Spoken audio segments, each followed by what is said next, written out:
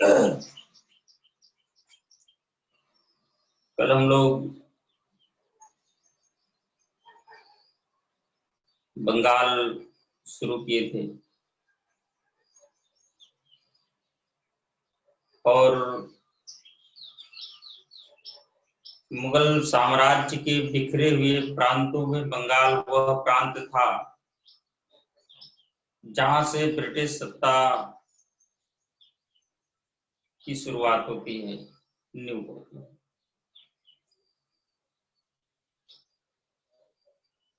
उस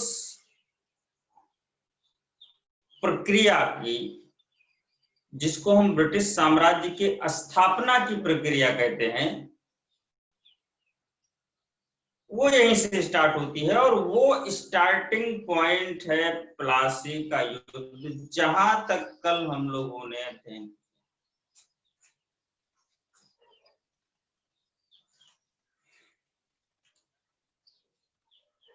battle of Plassey, इसके पीछे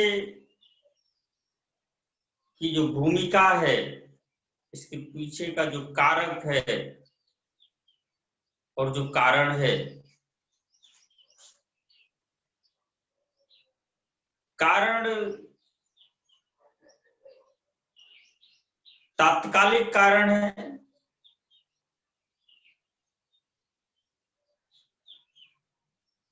कोई ऐसा कारण नहीं है जो एक योजना के तहत, एक प्लान के अंतर्गत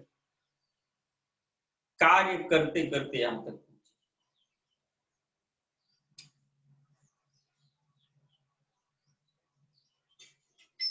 और सत्ता की स्थापना का उद्देश्य भी अभी नहीं था, ऐसा हुआ भी नहीं अंग्रेजों की, लेकिन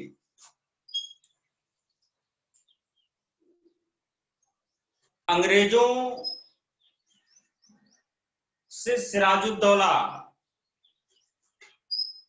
का संघर्ष, वो 20 जून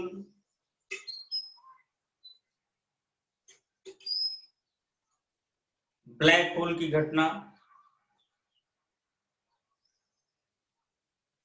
मैनेज करने का प्रयास किया गया तो अलीनगर की संधि 9 फरवरी, और अलीनगर की संधि हुई तो जिन बातों को लेकर के विवाद था, अंग्रेजों को जो अधिकार पहले से मिले हुए थे, जो छूटें पहले से मिली हुई थी,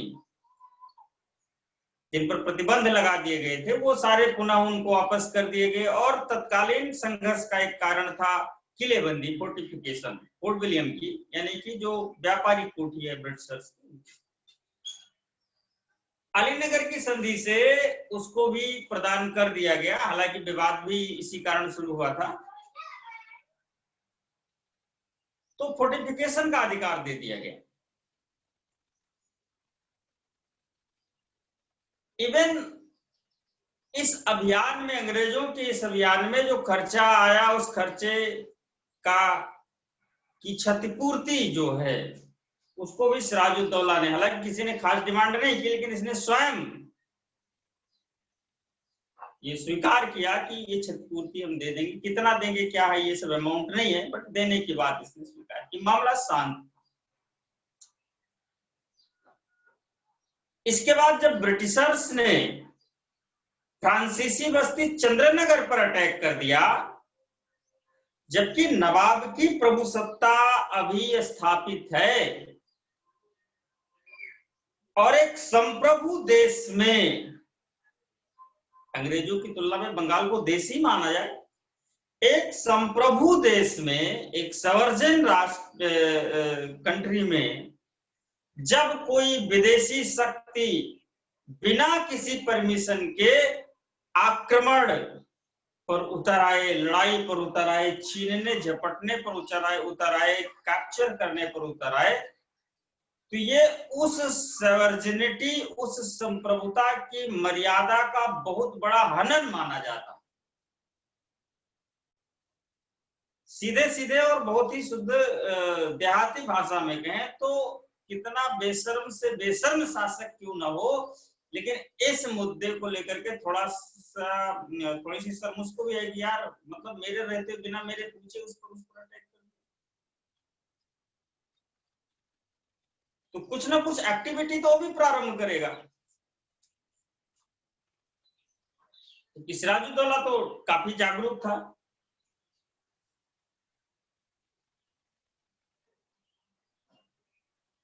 तो जब ब्रिटिशर्स ने, वॉटसन एंड रॉबर्ट क्लाइव ने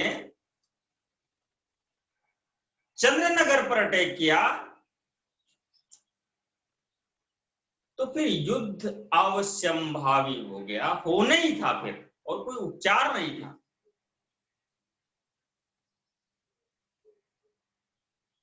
सिराजुद्दौला ने इस युद्ध को बंद करने का आदेश दिया, नहीं माना गया। इसके पहले से कृष्ण बल्लभ जो राय दुर्लभ का बेटा था उसके कब्जे में था, जो घसीटी बेगम का समर्थन कर रहे थे। पहले से ये गुट है जो अंग्रेजों का सपोर्ट ले रहा है, एक षड्यंत्र में पार्टिसिपेट कर रहा है जो नवाब के खिलाफ था। फिर सिराजुद्दौला ने आदेश दिया कि कृष्ण बल्लभ को वापस किया जाए, जो कि अंग्रेजों के शरण में पहले से, फिर वो नहीं माना।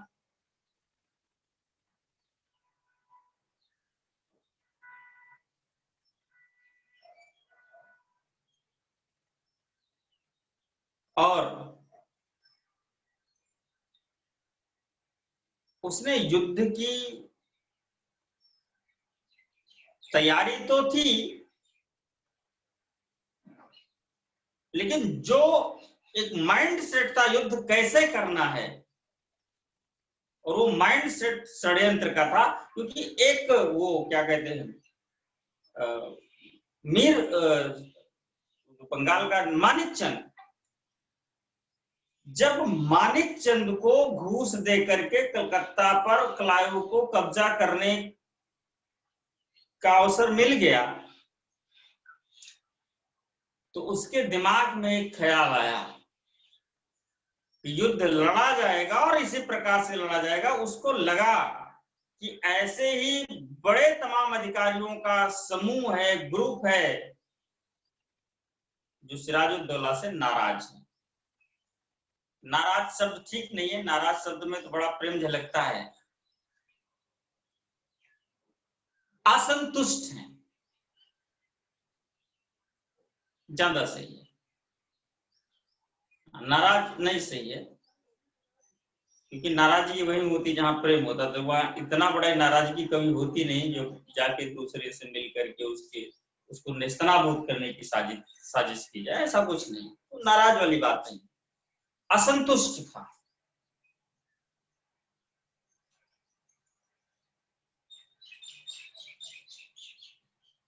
और फिर उसने ये तय किया कि ऐसे लोगों का पता लगा करके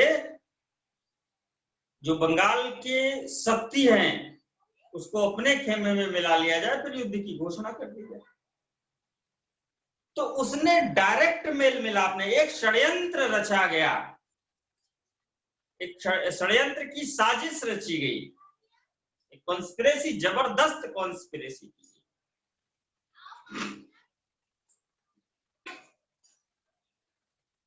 और इस कॉन्स्पिरेसी में पृष्ठभूमि क्लियर है।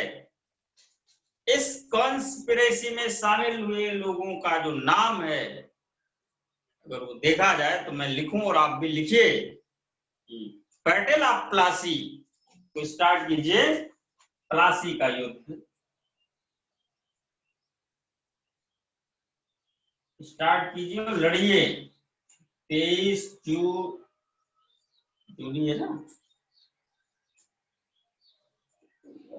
हाँ 23 जून 1757।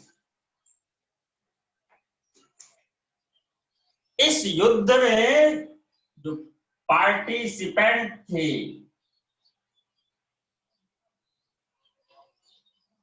रॉबर्ट क्लाइव,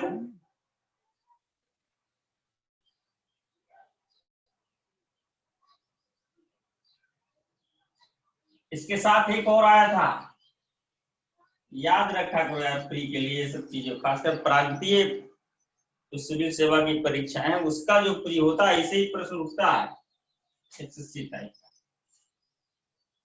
इसके साथ था वाटसन जो आया था।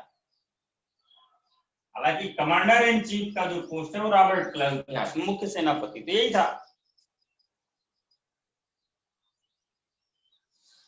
और इसके साथ कुछ सैनिक थे। जाहिर सी बात है, अंग्रेज हैं, अभी अंग्रेज उतनी संख्या में है नहीं, तो सैनिक कम होंगे। तो फिर इसकी शक्ति का जो अन्य स्रोत है वो आप देखिए, सबसे पहले मीर जाफर। कौन है भाई? परिचय लीजिए, साहब को जानिए। तो साहब मुख्य सेनापति हैं बंगाल के, पूरी पावर किन्हीं के हाथ में है। अच्छा, बात ही खत्म नहीं होती, ये मुख्य सेनापति है बंगाल के। ये मीर जाफर के बहुत बड़े रिश्तेदार कौन? जीजा, नवाब के जीजा हैं। अच्छा, नाराजगी इसी कारण हुई है, ये पद ही नाराज होने वाला है, ये परमानेंट नाराजी रहता है।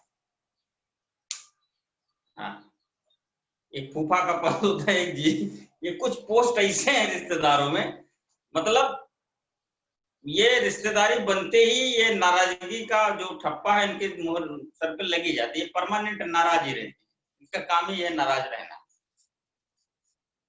तो अब पता नहीं यार, ये नाराज और ये षड्यंत्र, ये खैर जो भी है, लेकिन नहीं, मैं इसको ऐसे हंसी में मत लीजिए। एक्चुअली यही वो पोस्ट है जिसके कारण इनके मन में आया होगा कि नवाब ये भी बन सकते हैं। भाई, दूर दराज से आया हुआ सैनिक कैसे सोच सकता है, और मालूम मुख्य सेनापति बन भी जाए योग्यता के कारण, वो सोच कैसे सकता है कि वो नवाब बनेगा? कोई अगर ऐसी रिलेटिविटी ना हो, सोच ही नहीं सकता। अब ये इसके कारण सोच सकते हैं, अब बस यही सोचना, अब डायरेक्ट तो नियुक्त करेगा नहीं इनको, फिर ये षड्यंत्र की सीढ़ियों पर चढ़ करके पद तक पहुंचना चाहिए, वो कोई बात नहीं। तो मुख्य सेनापति हैं, बड़ी पावर है बंगाल के, और नवाब की जीजा है, ठीक है। इसके बाद एक व्यक्ति हैं, इनका नाम पहले भी आप देख चुके हैं, तो अभी मिले ही थे, मानिक चंद। ये परिचय के मोहताज नहीं साहब, ये कलकत्ता के प्रभारी हैं। रॉबर्ट क्लाइव की देन है कि कलकत्ता के प्रभारी बना दिए गए थे, और प्रभारी बनने के बाद इनको लगा कि इनको पैसा कम मिल रहा है और बड़ा पद चाहिए। इसके पहले चपरासी थे, तब इनको बिल्कुल लग नहीं रहा था कि इनको और सारी चीजें भी हुई। तो बड़े सिद्धांत काम करते हैं। तो मानिक चंद कलकत्ता के प्रभाव, ये सब क्लाइव की पावर है, जो उसने कॉन्स्पिरेसी करके, षड्यंत्र की साजिश करके अपनी ओर मिला लिया। एक है खादिम खान,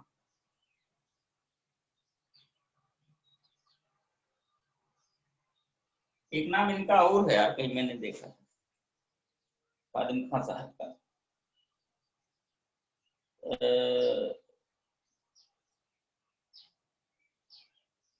यार लतीफ, या यार लतीफ, एक नाम ये भी। ये सेना की एक टुकड़ी के प्रभारी हैं, सेना के एक टुकड़ी के प्रभारी, खादिम खान। मिर्जापुर के चट्टे बट्टे रहे होंगे तो इसको भी खींच लिया, उसके अधीन थी। जगत सेठ,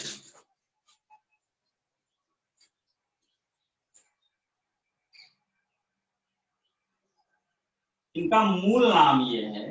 जगत सेठ तो लोगों ने उपाय, इतने बड़े बैंकर थे, मतलब और ब्याज पर पैसा, बैंक का काम करने वाले लोग थे। बड़े आदमी थे, तो जगत लोग इनसे लाभ पाते थे, जगत सेठ नाम रख दिया। इससे इनका जो मूल नाम था वो था फतेह चंद। इनका जो मूल, तीसरे से पूछा जा चुका है,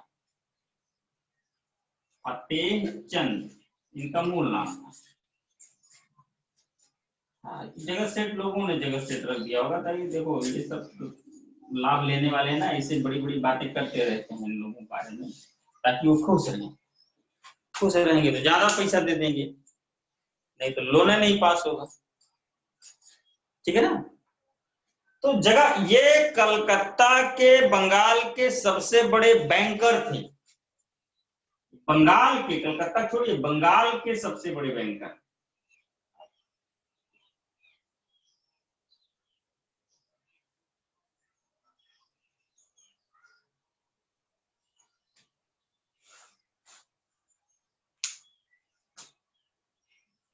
ठीक।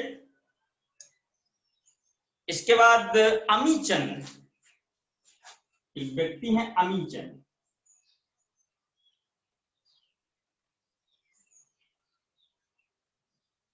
ये एक अमीर आदमी है,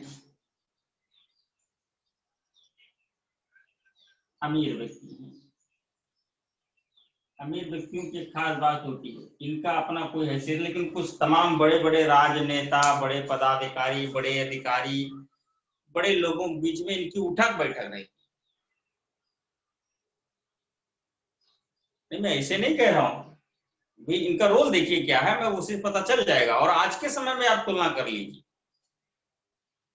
जो केवल बड़े आदमी हैं, कोई खास उनके पास पद भी नहीं है, बस केवल वो बड़े आदमी, मतलब पैसे से धनी, कोई खास अधिकार भी नहीं है, कोई खास पोस्ट भी नहीं है, तो उनका रोल ही यही है कि वो कुछ जो बड़े लोग होते हैं, बड़े अधिकारी होते हैं, डीएम साहब, एसडीएम साहब, कमिश्नर साहब, मंत्री जी, नेताजी, विधायक जी, सांसद, समझ, बड़े लोग, उनके बीच में इनका उठना, मतलब लाइजनर ही अच्छा हो सकती, ये बाकी कुछ नहीं कर सकते। ये थे एक अमीर व्यक्ति, और इनके सामने नोट कर लीजिए इनका परिचय।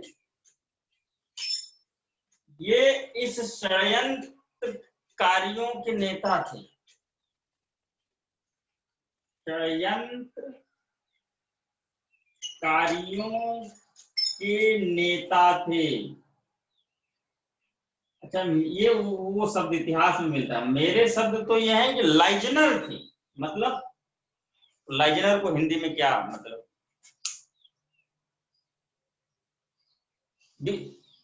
मतलब बिचौलिया, जोड़ तोड़ करने वाला, लाइजनिंग कराने का, समझ गए होंगे सब, इतना आसान है।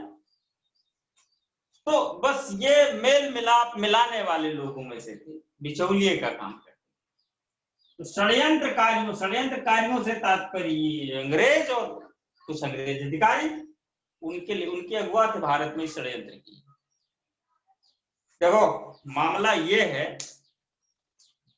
कि रॉबर्ट क्लाइव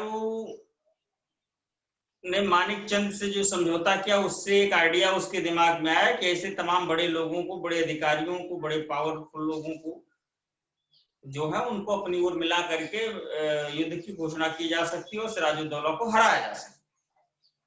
लेकिन अब डायरेक्ट इतने बड़े अधिकारी से, मुख्य सेनापति से जाके कहे कौन, भैया कितना लोग हमारी तरफ आ जाओ।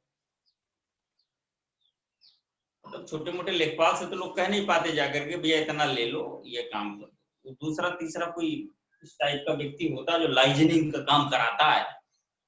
डायरेक्ट नहीं मामला, अगर काम कराना है, जब पकड़वाना हो, फंसाना हो घूस में तो बात अलग है, लेकिन काम कराना है तब तो हाँ।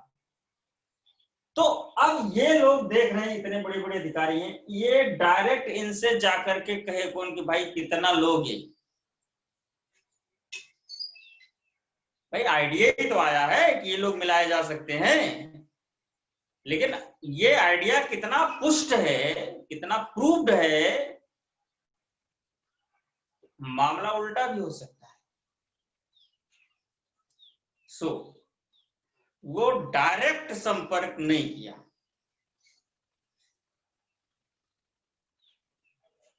ये साहब मिल गए,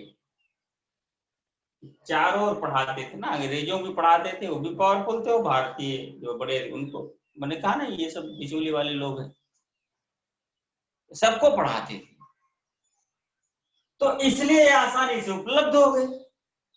इनके माध्यम से मीर जाफर, हो सकता है मानिक चंद भी इन्हीं के माध्यम से, में भी इस पर क्योंकि पहले संधि हुई है इसलिए हो सकता है बाद में मिले, उनके पहले भी मिल सकते हैं, तो कोई कंफर्मेशन नहीं है। ये बंगाल ये जगह सेठ, तो ये जो बड़े बड़े लोग हैं इनको क्लाइव की ओर मिलाने वाला ये। अच्छा मान लो थोड़ा बहुत देशभक्ति हो ही तो उसको भड़काने का कौन काम करेगा, जो देशभक्त होगा वही कर सकता है, देशद्रोही को तो तुरंत भगा देंगे लोग। एक बार अगर कहा होगा भाई इतना ले लो, ये काम करना है, बड़े पद मिल जाएंगे, पावर मिल जाएगी, ये वो, उसने कहा यार गद्दारी करना ठीक नहीं है, उसने ताना भी, अब घर का आदमी ना ताना मार सकता है, तो फिर मरो यहीं, जियो रो रो रगड़ो, मतलब वो बेईमानी वाली जमीर जगाने का भी काम ये कर सकता है। चलो इस पर इतने बोलेंगे, ज्यादा नहीं बोलेंगे, नहीं तो मामला बढ़ते जाएगा। तो इतने सारे लोगों को उसने अपनी ओर मिला लिया। जिस षड्यंत्रकारियों का जो लीडर था वो अमीर चंद, एक अमीर आदमी था कलकत्ता का, बस इतना ही इसका परिचय, बाकी इसका कोई खास परिचय नहीं, बाकी तो इसके काम से ही इसका परिचय। 23 जून को क्लाइव ने एक सेना लेकर के, क्लाइव की सेना में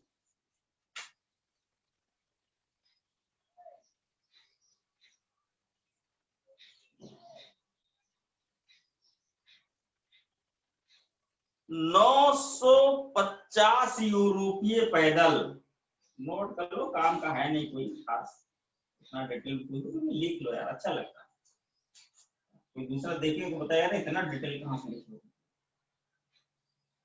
950 यूरोपीय पैदल,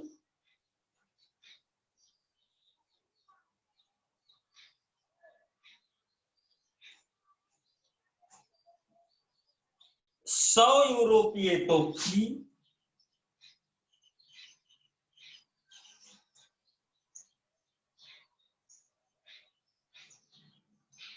टूपर्स तोपची,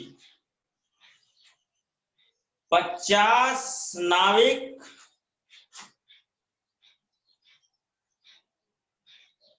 नाविक सेलर्स, समुद्र में लड़े सेलर्स नाविक, और 2100 भारतीय सैनिक, 2100 इंडियन आर्मी।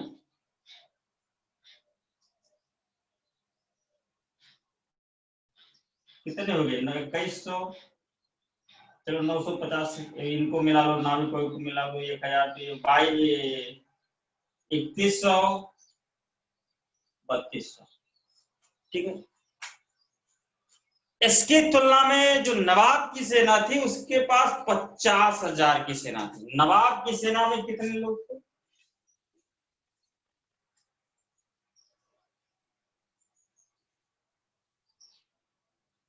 50,000 सैनिकों की बटालियन थी नवाब, 50,000 सैनिक। मुश्किल से 1 घंटे में यूरोपियों को उखाड़ के फेंक देते, 1 घंटे से कम समय लगता, ऐसा आप अनुमान कर सकते हो देख करके। लेकिन हुआ क्या, मामला तय था पहले से, ये जितने षड्यंत्रकारी हैं रॉबर्ट क्लाइव के पक्ष में आ चुके थे। मिर्जाफर को लालच दिया गया था कि तुम मेरी तरफ आओ, मेरी मदद करो, जीतने के बाद तुमको सीधे नवाब बना दिया जाएगा, नवाब बनाने के बदले कुछ हमको दे देना, जैसे 24 परगने की जमींदारी देने की बात कही गई थी, तो 24 परगने, खासकर 24 परगने की जमींदारी, तो 24 परगने की जमींदारी अंग्रेजों को, ईस्ट इंडिया कंपनी को मिलना था, लेकिन बदले में इसको नवाब का पद मिलना था। ये उधर चला गया, मानिक चंद कलकत्ता का प्रमुख, तो फिर बाकी लोगों के साथ जो भी व्यवहार हुआ, लेकिन मेन तो यही है। ठीक है, संधि इसी के साथ हुई थी मिर्जापुर, नवाब यूसुफ बनना था तो ट्रीटी इसी के साथ हुई थी। तो ये सब तय हुआ, मामला फिक्स था। मिर्जाफर के नेतृत्व में सिराजुद्दौला और उसकी सेना पहुंची कहां? प्लासी, प्लासी के मैदान में।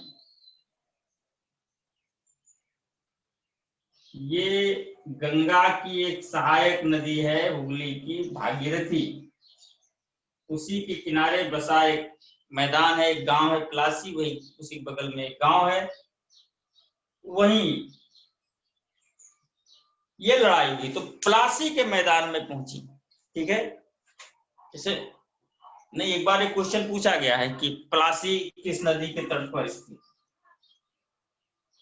तो उसमें जो नाम आया है गंगा, भागीरथी, हुगली, ऐसे, तो ये एक्चुअली भागीरथी, अब गंगा जब निकलती है यहां से तो ये भागीरथी के नाम से जानी जाती है। ये गंगा है, ये यमुना है, ये इलाहाबाद है जहां मिलती है, और ये सीधे बिहार होती हुई चली जाती है। तो जब ये निकलती उत्तराखंड में इसको भागीरथी के नाम से जानते हैं। जब ये हरिद्वार में यहाँ पर तो गंगा के नाम से आगे बढ़ती है, हरिद्वार में भी गंगा के नाम से जाना जाता है, और गंगा के नाम से आगे बढ़ती है। बंगाल में प्रवेश करने के बाद इसको हुगली, आप समझ सकते, मुहाने के किनारे नदियां पहुंचती हैं तो उनका डिपोजिशन बढ़ जाता है, तो काफी चीजें नीचे, उनका तल ऊंचा हो जाता है और पानी का बहाव धीरे हो जाता है। तो जब बहाव धीरे हो जाता है तो बहुत सारे डेल्टा बनाते हैं, तो कई धाराएं ऐसे ऐसे ऐसे निकल करके जाती है। तो इसकी एक धारा यहीं से निकल करके बांग्लादेश होते हुए गिरती है, इसको पद्मा नाम से जाना जाता है वही। अब यहीं से एक धारा जो है निकली, तो एक गांव प्लासी से होकर जो गुजरी, फिर जाकर के ऐसे मिल गई ये बगल में बंगाल में ही। दरअसल वहां के लोग गंगा, यानी भागीरथी एक पवित्र नाम है गंगा का ही, जो प्रारंभिक जो अवतरण नेम है भागीरथी, धार्मिक नाम है। तो वहां के लोग इसको भागीरथी के नाम से संबोधित किए कि भागीरथी है, मतलब बहुत ही आदर सम्मान के साथ। तो पर्टिकुलर ये गंगा ही है। एक्चुअली वहां के निवासी इसको भागीरथी के नाम से पुकारते हैं। तो अगर ऑप्शन में भागीरथी है तो आप उत्तर भागीरथी ही लगाओगे, अब नहीं है तो गंगा लगाना है। ठीक है, लेकिन हुगली वगैरह नहीं लगाना है, ध्यान देने, गलत हो जाएगा। ऑप्शन में अगर भागीरथी है तो भागीरथी लगाइए, बाय द वे नहीं है तो फिर ये गंगा के किनारे बसा हुआ है गांव। तो इस प्लासी के मैदान में दोनों सेनाएं 23 जून को आमने सामने हुई। युद्ध क्या होना था सब पहले से तय था। मिर्जाफर पान खा के घूम रहे दूसरी तरफ, खादिम खां ऐसी बिड़ी उड़ी लगाए किनारे टहल रहे हैं, अभी लड़ते हैं भैया, लड़ो अभी, कह रहा यार लड़ते हैं, अभी पी के टहल रहे। ऐसे ये सब कुछ ही देर में समझ में आ गया सिराजुद्दौला को कि हमारी सेना षड्यंत्र का शिकार हो चुकी है।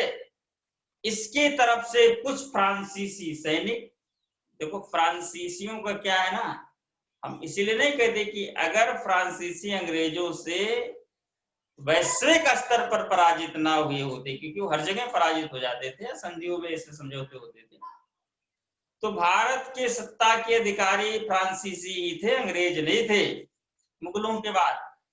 क्योंकि एक बड़ी पावर तो थे ही, साथ ही साथ इनकी एक बड़ी क्वालिटी ये थी कि जो भारतीय राज्य थे, भारतीय राज्यों के साथ इनके संबंध बड़े अच्छे थे। वो चाहे मैसूर हो, चाहे बंगाल हो, चाहे जो भी राज्य हो, मैक्सिमम इनने फ्रांसीसियों ने इन राज्यों का किसी भी युद्ध में अंग्रेजों के खिलाफ सहयोग बहुत किया। वैसे भी बहुत सहयोग किया है। तो अगर भारतीयों को ऑप्शन दिया जाता है भाई आप सत्ता किसको देना चाहते हो, अंग्रेज और दोनों फ्रांसीसियों में चुनो, तो ये तो फ्रांसीसी को चले जाते क्योंकि वहां से मदद इनको बड़ी मिलती थी। लेकिन परिस्थितियां कुछ और थी। खैर, तो कुछ फ्रांसीसी सैनिक और 2 सेना नायक, एक मोहनलाल और एक मीर मदान, प्लासी के युद्ध में फ्रांसीसी सैनिक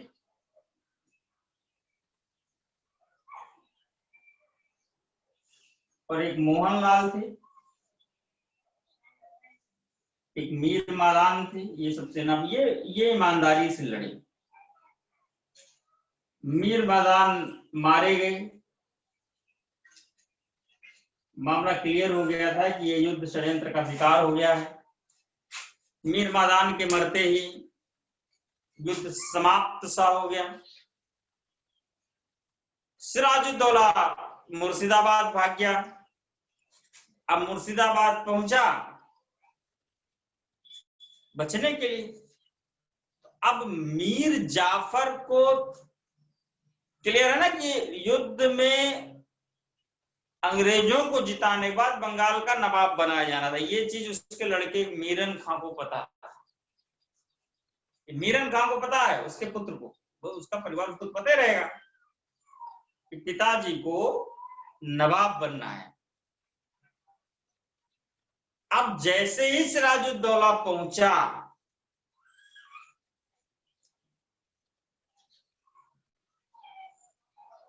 अब वो अचंभित रह गया, यार ये मतलब जिंदा कैसे वापस आ गया, ये तो सारा प्लान ही चौपट हो जाएगा। तो पापा रह गए नवाब बनने से। बस उसने इधर देखा ना उधर देखा। मीरन खां ने कोई मोहम्मद बेग करके है, उसके माध्यम से, खासकर नाम मीरन का ही आता, मीर जाफर के पुत्र मीरन ने मोहम्मद बेग के नामक एक व्यक्ति से सिराजुद्दौला की हत्या। तो मुर्शिदाबाद पहुंचा। मुर्शिदाबाद में मीर जाफर के लड़के मीरन खान ने इसकी हत्या करवा दी।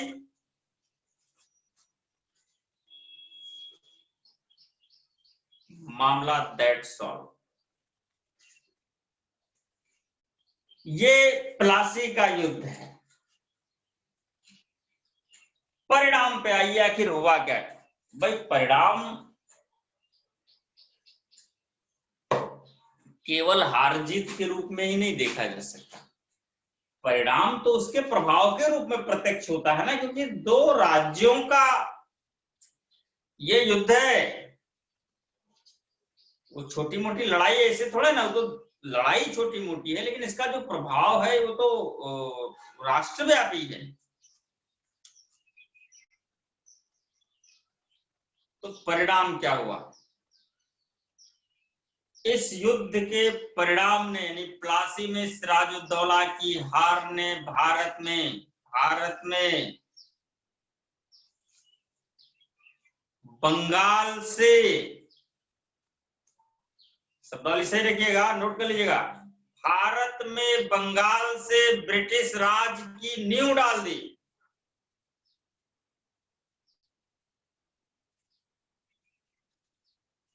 Founding the British rule in India from Bengal. Founding the British rule in India from the Bengal.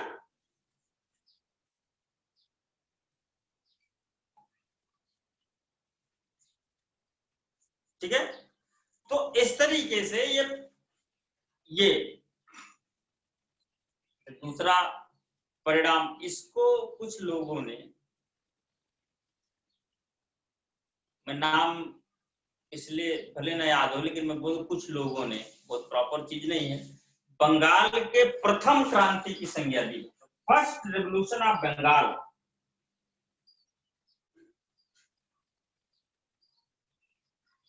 एक बिंदु से क्वेश्चन है, वो बहुत अच्छा क्वेश्चन है, हालांकि थोड़ा जटिल होता है, इतना गहराई में जाना नहीं है, लेकिन बिना जाए यार वो हो नहीं पाता है।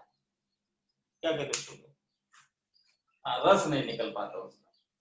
तो फर्स्ट रेवोल्यूशन ऑफ बंगाल, इसको बंगाल की प्रथम क्रांति कहते हैं।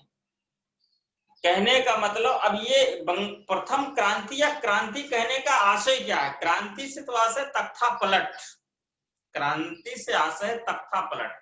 मीर जाफर ने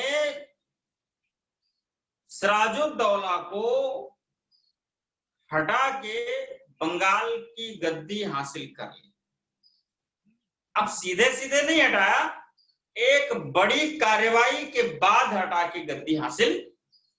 ये क्रांति है कुछ इतिहासकारों की नजर में, कुछ लोगों की दृष्टि। यार ये बताओ, क्रांति यार बड़ी पॉजिटिव वर्ड है, क्रांति बहुत पॉजिटिव वर्ड है ना। आप एग्री करते हैं ना इस बात से? क्रांति शब्द पॉजिटिव हो, ये नेगेटिव वर्ड नहीं है। क्रांतियां तो उसको मानते किसी जुल्म, किसी अत्याचार, किसी व्यभिचार, किसी भ्रष्टाचार से ओतप्रोत शासन सत्ता द्वारा अगर किसी राष्ट्र में व्यवहार किया जाता है, या पूरी व्यवस्था के द्वारा, उस शासन व्यवस्था के द्वारा राष्ट्र में व्यवहार किया जाता है, तो लोगों के द्वारा एकजुट होकर के, यूनाइट होकर के उस पूरी व्यवस्था को ध्वस्त करके एक कल्याणकारी व्यवस्था जब स्थापित की जाती है, you can say this is the revolution. आप इसको रेवोल्यूशन कह सकते हैं, इसको क्रांति कह सकते हैं। आपने क्रांतियों के नाम सुने होंगे, फ्रांस की क्रांति, अमेरिका की क्रांति, इंग्लैंड। अच्छा, हर जगह क्रांति में किसने सत्ता ने सत्ता को सबने बेदखल किया, लेकिन किसने इस प्रकार से किया यार? भाई देखो, राजतंत्रीय क्रूरता के विरुद्ध फ्रांस में राजशाही को, जो भी शाही रहा, समाप्त किया। इंग्लैंड में भी राजतंत्रीय राजशाही व्यवस्था जो थी, जहां राजा की मनमानी चलती थी, ईस्ट इंडिया कंपनी को उसने सर्वाधिकार दे रखा था पूर्व के साथ व्यापार करने के लिए, कुछ भी करने के लिए, लूटपाट करने के लिए, युद्ध करने के लिए, बस्तियां स्थापित करने के लिए। अब समानांतर अन्य पावर भी थे, अन्य शक्तियां भी थी, अन्य व्यापारी भी थे इंग्लैंड में, जिनको उसने बैकफुट पे कर दिया, वो व्यापार कर ही नहीं सकते। प्रमोशन केवल ईस्ट इंडिया कंपनी को था। तो जाहिर सी बात है कि ये केवल व्यापार के क्षेत्र में ही नहीं है, अन्य फील्ड में आप आगे देख लीजिए तो इंग्लैंड की सरकार ने हर जगह कुछ ही लोगों को अपने साथ में, कुछ ही लोगों को सपोर्ट दे करके हर फील्ड में आगे बढ़ाया, चाहे वो राजनीतिक व्यवस्था हो, चाहे सामाजिक व्यवस्था हो, चाहे आर्थिक हो, चाहे धार्मिक मामला हो। कुछ लोगों को एक विभेदकारी व्यवस्था। तो जितने लुटे हुए लोग थे, लुटे हुए से मेरा तात्पर्य है जितने शोषित लोग थे, वो एकजुट होकर के सत्ता के खिलाफ आंदोलन किया और तख्ता पलट। फिर पार्लियामेंट्री सिस्टम, अमेरिका में भी लोकतंत्र की वास्तविक में पहले स्थापना तो अमेरिका में ही होती है। तो जो कुछ भी हुआ राजनीति में, जो क्रांतियां हुई, वो पॉजिटिवेट की स्थापना के लिए ही हुई। अब मीर जाफर ने भारत में, बंगाल में अंग्रेजों को ला करके सत्ता पर तो भले नहीं बिठा, लेकिन सत्ता की ताकत की जो बागडोर है उसके अंग्रेजों खत्म दे दी और खुद नवाब बन के बैठ गया। अब आप बताओ कौन सी क्रांति? कौन कहेगा क्रांति? क्योंकि लोग कहते हैं इसलिए हम भी कह दे रहे हैं। और आयोग का क्या है भैया? आयोग लोगों की ही मानता। बंगाल की प्रथम क्रांति, क्योंकि रिजल्ट जिस प्रकार से आता है और रिजल्ट में आप पार्टिसिपेशन देख सकते हैं, विधिवत देख सकते हैं। तो हाँ, कोई कुछ भी कर दे, चलो उस पर चर्चा सुशील सर करते ही रहते हैं, तो बीच में नहीं है, ठीक, क्योंकि हम भी वही समझ रहे हैं ना। तो लोग इसको प्रथम क्रांति की संज्ञा देते। भाई आप लिख लो, बंगाल की प्रथम क्रांति, मीर जाफर द्वारा सत्ता को हथिया लेना। एक्चुअली इसकी समीक्षा करने की जब कभी मुख्य परीक्षा में बात आए, by the way, Mir Jafar द्वारा सत्ता का अधिग्रहण अंग्रेजों के साथ मिलकर किया जाना बंगाल की प्रथम क्रांति थी। समीक्षा कीजिए, समीक्षा कीजिए, इवेलुएट, तब आप मन भर के कीजिए अच्छे से। सीधे सीधे तो बंगाल की, चलो जाने दो, तो बंगाल की प्रथम क्रांति भी कुछ लोगों ने इस प्रकार से इसको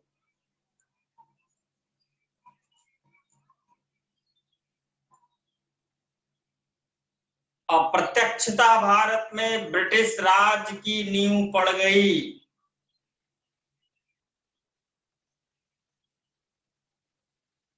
परिणाम, मीर जाफर को नवाब बना दिया गया बंगाल का। दूसरा परिणाम, मीर जाफर ने 24 परगने की जमींदारी अंग्रेजों को दे दी।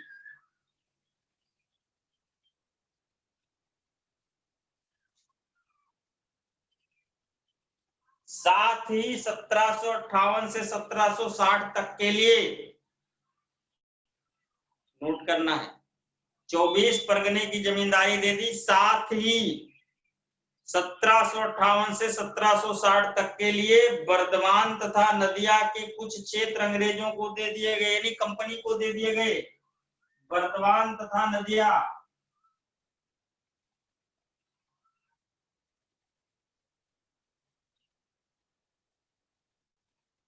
के कुछ क्षेत्र अंग्रेजों को, यानी कंपनी को दे दिए गए।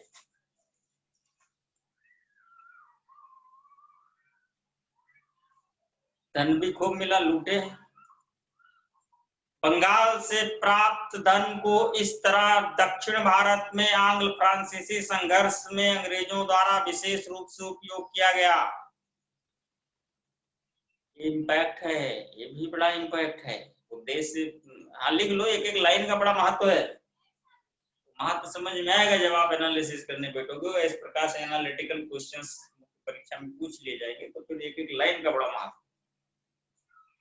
बंगाल से इस युद्ध के बाद बंगाल से प्राप्त ढेर सारा धन प्राप्त हुआ, और बंगाल से प्राप्त धन का उपयोग अंग्रेजों ने फ्रांसीसियों के विरुद्ध दक्कन में, यानी दक्षिण भारत में किया। कब? आंग्ल फ्रांसीसी संघर्ष के समय, ठीक किया।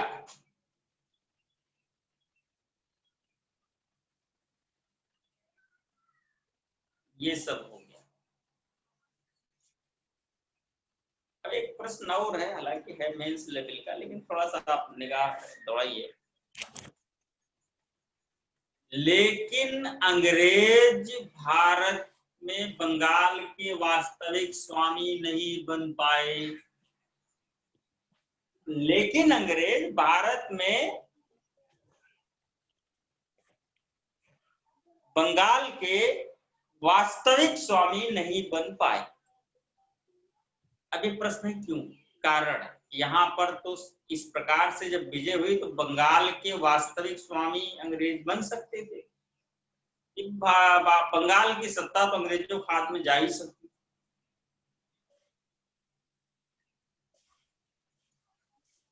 ले सकते थे उस समय, तो हार गए तो सारी शक्तियां उसमें, लेकिन नहीं। तो कारण क्यों? उस समय एक जो डर है, जो बाधाएं हैं, वास्तविक शक्ति के धारक ये नहीं बन सकते, यानी सत्ता के धारक नहीं बन सकते। पहली चीज तो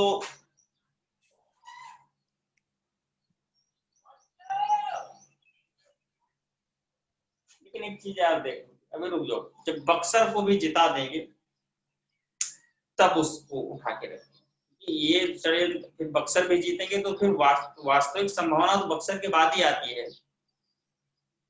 वास्तविक सत्ता पा सकते थे फिर ऐसा। अभी यहाँ लिखना जल्दबाजी है, जाने दो, इसको जाने दो। खैर, इसके परिणाम को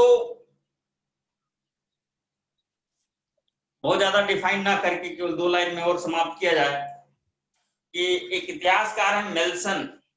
इतिहासकार क्या है? मतलब राइटर है और विचारक है, मेल्सन। इन्होंने लिखा है, मेल्सन के द्वारा जो लिखा गया है इस परिणाम पर, कि इतना तात्कालिक, अस्थायी और प्रभावशाली परिणामों वाला कोई युद्ध नहीं हुआ। इतना, नोट करना, इतना तात्कालिक,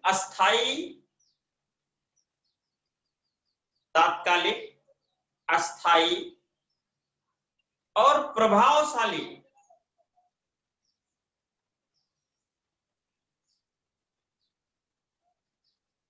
there did not become such a war as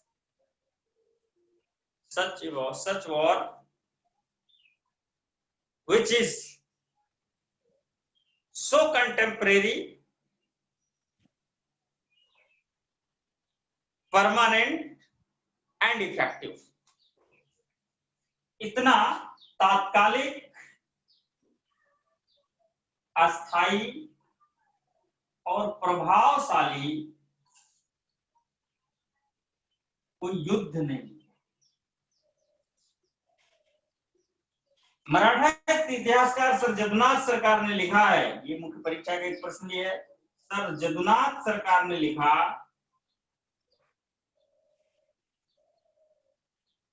इस तरह 23 जून 1757 को भारत से मध्य युग का अंत हो गया। इस तरह 23 जून 1757 को भारत से मध्य युग का अंत हो गया।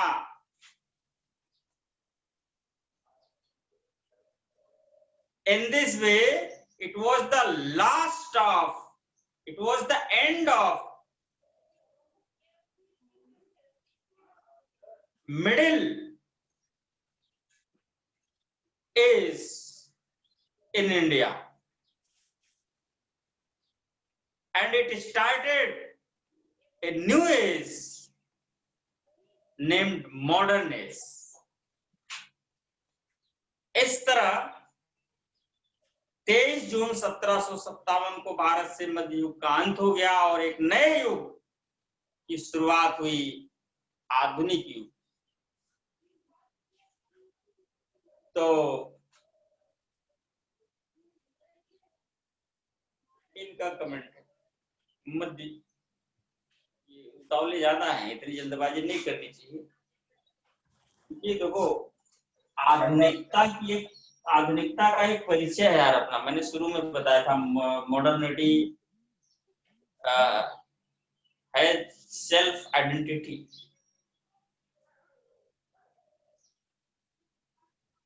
मानवतावाद, तर्कवाद, विज्ञानवाद, सिविलाइजेशन,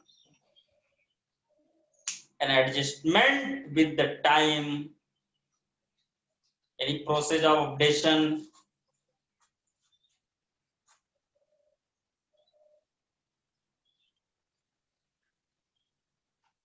अब अंग्रेज आए,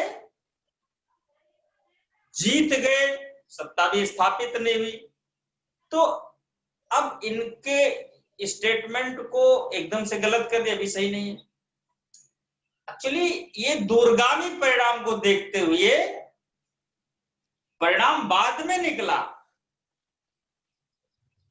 लेकिन स्टार्ट यहीं से हुआ, तो वो बिल्कुल क्लियर थे कि इस तरह भारत से मध्य युग का अंत हो गया। मतलब उनका कहना था कि अब भारत में मध्य युग के अंत की शुरुआत हो गई, जो खत्म हो, निश्चितता बताती है, एकदम सुनिश्चितता बताती है, अब इस समाप्ति को कोई रोक भी नहीं सकता, अंग्रेजों की सत्ता। लेकिन इन्होंने यह नहीं कहा कि ब्रिटिश हुकूमत की स्थापना हो या ब्रिटिश हुकूमत की, इनका कहना है कि भारत में आधुनिक युग की शुरुआत। यार अंग्रेज आए और आधुनिक युग आया, ठीक है, एक कारण हम इन पर फिट कर देते हैं। देखो ब्रिटिशर्स, क्योंकि इंग्लैंड में या यूरोप में जो आधुनिक युग की शुरुआत है वो 14वीं शताब्दी से हो गई। तो वहां जो पुनर्जागरण है, रेनेसा है, वो 14th सेंचुरी में स्टार्ट हुआ है यूरोप में। और भारत में 19वीं शताब्दी के मध्य के पहले से थोड़ा सा स्टार्ट हुआ।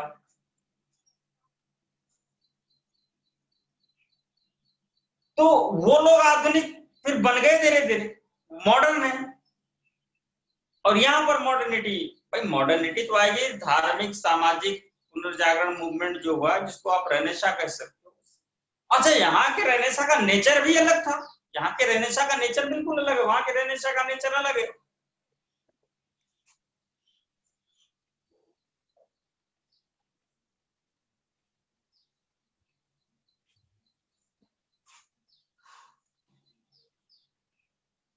तो वो लोग मॉडर्न है और उनकी सत्ता की शुरुआत अगर हो रही है तो इन्होंने कहा फिर इस तरह आधुनिक युग की शुरुआत है, धीरे धीरे ये भी आधुनिक हो जाएंगे।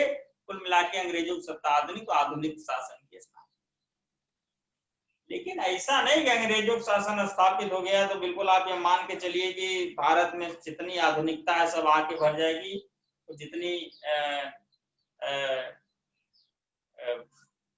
मध्यकालीन बुराइयां हैं सब समाप्त हो जाएगी, भारत एक उच्चतम आदर्श को प्राप्त कर लेगा। अंग्रेजों की शासन व्यवस्था की स्थापना का बैड इम्पैक्ट भी आपने देखा, बहुत ये देखेंगे जबरदस्त रहा। आधुनिकता कोई ऐसा गिफ्ट नहीं है जिसको कोई पैक करा करके पूरा चारों तरफ से लेमिनेशन वगैरह करा के इसे दे दे, हैंड ओवर कर। एक्चुअली आधुनिकता देने वाली चीज भी नहीं है, आधुनिकता गेन यानी प्राप्त की जाती है, गेन की जाती है। आधुनिक बना जा सकता है, आधुनिकता लिया और दिया नहीं जा सकता। आधुनिकता विचारधारा में आती है, जो व्यवहार में प्रदर्शित होती है। आधुनिकता कोई वस्तु नहीं है जिसको लेकर के अपनी जेब में रख लिया, अलमारी में सजाया।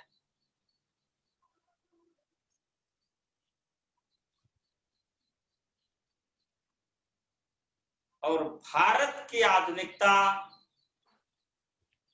में दुविधाएं यानी डायलेमा बहुत। अभी भी आज के समय में भी भारत की आधुनिकता पर सीधे भारत आधुनिक हो गया है कमेंट करना, सीधे सीधे कहना कहीं न कहीं से अनुचित लगता है।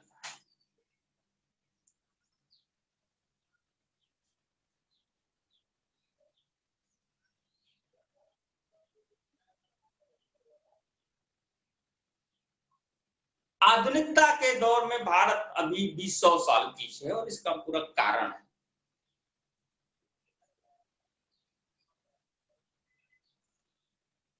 क्योंकि हमारी जो संस्कृति होती है, हमारा जो कल्चर होता है,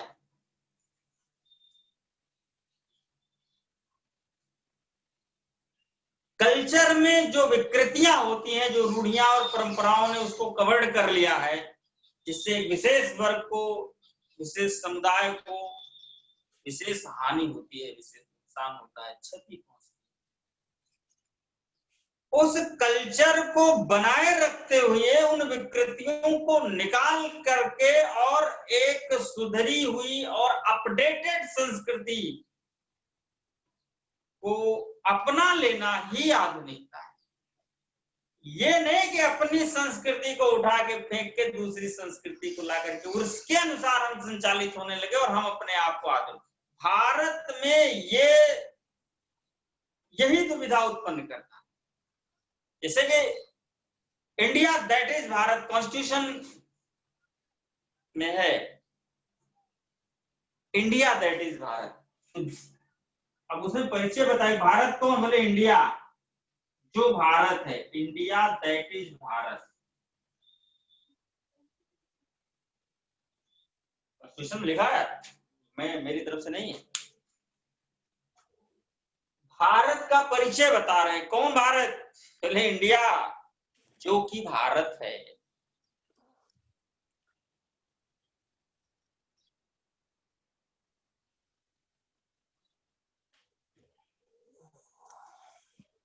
तो जितनी मात्रा में ये इंडिया है, ये इंडिया जो शब्द है ना, ये यहाँ की देन नहीं है।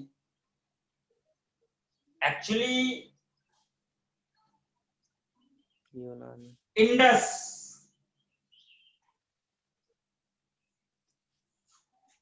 यहां से स्टार्ट होता है।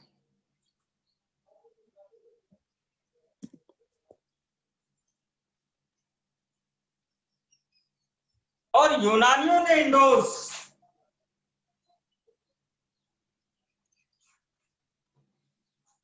और यूनानियों ने यानी ग्रीक्स,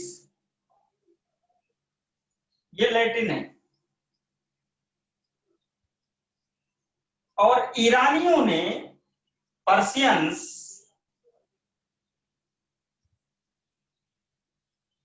इंडिया। अब ये इंडिया के लिए जितने तत्व हैं आप समझिए, कोई भारतीय योगदान है इसमें? अखामनी ईरानी, यूनानी, लैटिन वर्ड इंडस,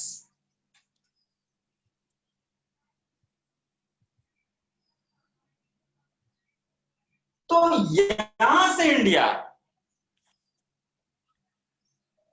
और जितनी मात्रा में इन्होंने अपने, अब देख लो एक चीज है, जितनी मात्रा में कल्चर थोप दिया, ये कहना ठीक नहीं है, क्योंकि जो मॉडर्निटी के लक्षण है, तत्व है, वहां से आए और यहाँ के लोगों ने एक्सेप्ट कर लिया, उसको थोप दिया नहीं, वो अच्छी बात है। लेकिन जितनी मात्रा में हम अपने व्यवहार को नहीं बदल पाए, हम अपनी सोच को नहीं बदल पाए, हम अपने विचार को, हम तो बहुत कुछ बोल सकते, इस पर बोलना चाहते हैं, लेकिन ये कोई राजनीतिक मंच नहीं जिस पर भाषण दिया जाए 4 घंटे बैठ के, इसलिए मैं नहीं बोलता हूँ, पता। लेकिन जितनी मात्रा में उन तत्वों को हमने एज इट इज एक्सेप्ट कर लिया और सिर्फ इसी आधार पे मानते कि अगर ये फॉलो करेंगे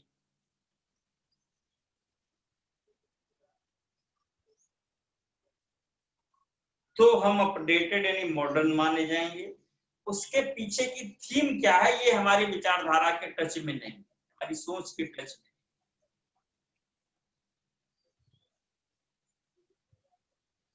एक परंपरावाद, ये भी तो एक परंपरावाद है यार। भाई उनके यहाँ की परिस्थितियां हैं, उनके यहाँ की परिस्थितियां हैं,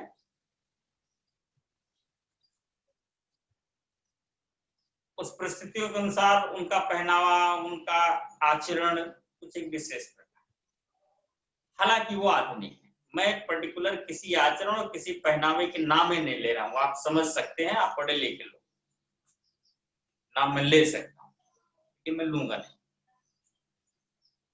वो एक आधुनिक लोग हैं और उनकी भौगोलिक परिस्थितियों के अनुसार उनका विशेष आचरण है, विशेष पहनावा है, विशेष खान पान,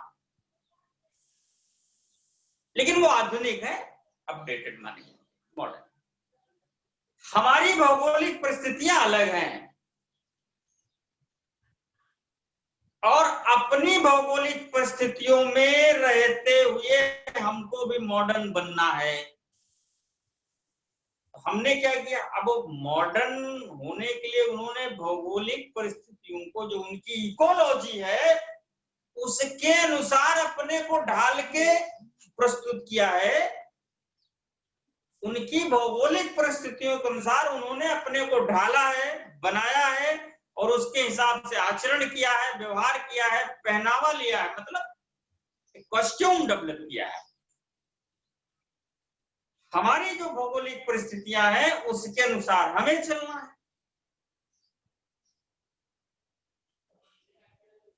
अब मान लो कि वहां ठंडी का मौसम, मान लो का उदाहरण देने ही पड़ता है, हालांकि आप बहुत सारे उदाहरण समझ सकते हैं। माहौल ठंडा है पूरा 12 महीने, उन्होंने उस प्रकार के पहनावा वो सब पूरा डेवलप किया, खान पान उसी हिसाब से डेवलप किया, गर्म मसाले खाना, मांस मीट वगैरह खाना, फिर इस प्रकार से आचरण, वो मॉडर्न है। हमारे यहाँ का माहौल ठीक है, कोई जरूरत नहीं है, बड़े बाल रखना वहां ठंडा बचने के लिए। अब यहाँ मौसम गर्म है, उतना वो जरूरत नहीं। अब फिर भी हम इतना बड़ा बड़ा है ना, बाल वाल किए पूरा टहल रहे, पसीना पोंछ रहे, क्योंकि हमें मॉडर्न दिखना है। मॉडर्न दिखने के लिए हमको उनके जैसे दिखना है। आप कल्पना कीजिए क्या ये मॉडर्निटी, तो जितनी, बस मैं बात अपनी जितनी मात्रा में कल्चर को परंपरा के रूप में, नकल के रूप में मैंने एक्सेप्ट किया या एक्सेप्ट करके परफॉर्म किया, उतनी मात्रा में वो इंडिया है, और जितनी मात्रा में इंडिया उतनी मात्रा में आधुनिक नहीं है। लेकिन भारत ने जितनी मात्रा में सीख करके और इंडिया जैसा नहीं उस जैसे अपने आप को डेवलप किया है, जितनी मात्रा में डेवलपमेंट अकॉर्डिंग टू एवोल्यूशन, एक विकास की प्रक्रिया के साथ जितनी मात्रा में ये लेकर के और इंडिया के बराबर पहुंचे हैं, उस लेवल को इन्होंने गेन किया है, चेस किया है, उतनी मात्रा में आधुनिक। एक डायलेमा है यहाँ पर, ठीक है,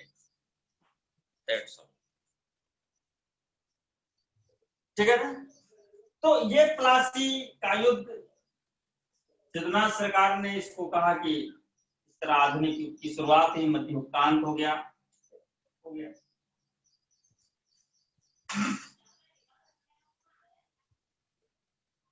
लिया दिया जो भी।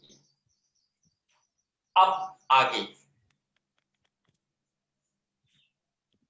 मिर्जाफर को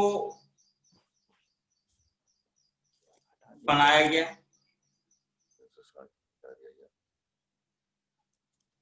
अंग्रेजों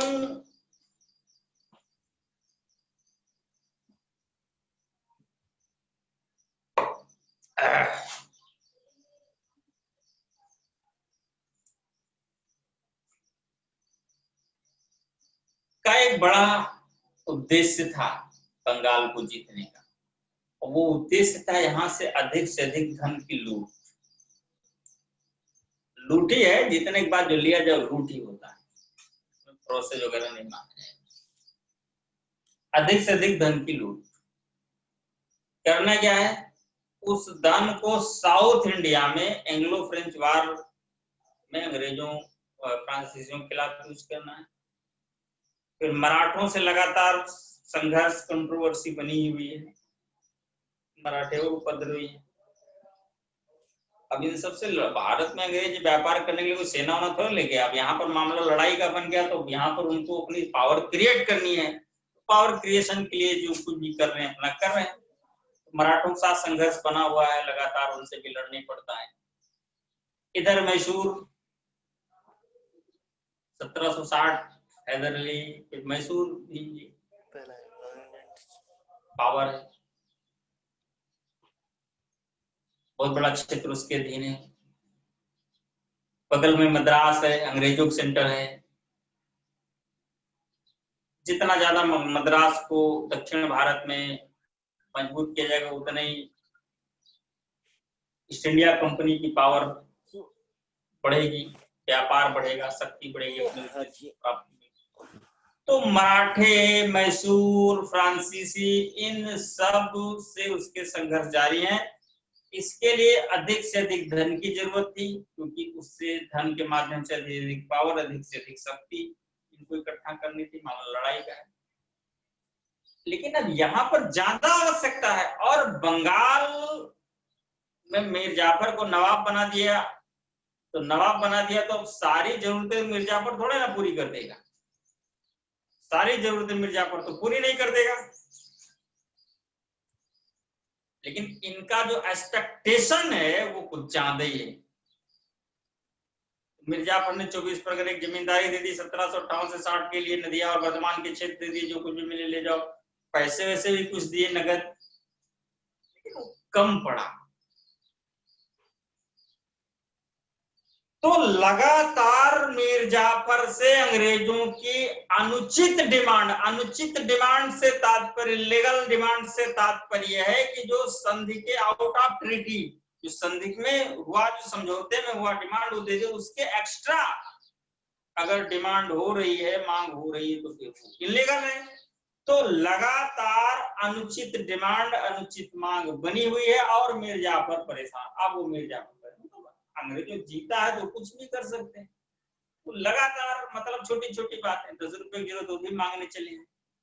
ये 10 रुपए तो बीड़ी खत्म। मिर्जाफर भी सोच रहा है ये कौन सी डिमांड है यार, मतलब मिर्जाफर एकदम परेशान हो रहा है। और मिर्जाफर से ज्यादा ब्रिटिशर्स, क्योंकि उनको वो एक्सपेक्टेड, जितना एक्सपेक्ट किए थे उतना वो हो नहीं पा रहा है। तो ये इस दिमाग में बिल्कुल नोट कर लिए, जरूरत हो तो कापी कलम लेके कापी में नोट। अंग्रेजों की जो जरूरतें थी, जो टारगेट बनाया था दक्षिण भारत में फ्रांसीसियों, मराठों और मैसूर के खिलाफ उपयोग करने के लिए जो धन बंगाल से लाएंगे, अधिक से अधिक लाएंगे और यहाँ उपयोग करेंगे, वो मात्रा में कम थी। मिर्जाफर उसको पूरा कर नहीं पा रहा था। तो अंग्रेजों ने मन बनाया, ईस्ट इंडिया कंपनी के अधिकारियों ने मन बनाया कि अब मिर्जाफर को हटा के किसी और को नवाब बनाया जाए, जिससे एक बड़ा समझौता किया जाए। ये उन्होंने एक मन बनाया, दिमागी खाका बनाया, दिमागी खाका बनाया।